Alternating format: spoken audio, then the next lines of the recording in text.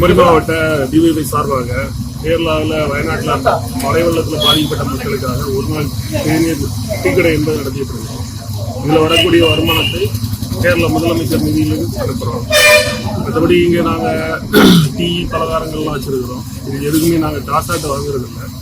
வரக்கூடியவங்க அவங்க மனம் வந்து என்ன கொடுக்குறாங்களோ அதை வந்து வாங்கிட்டு இருக்கோம். இந்த தொகையை வந்து ஒரு நாள் டீ கடை தொகையை வந்து இன்னைக்கு கேரள முதலமைச்சர்.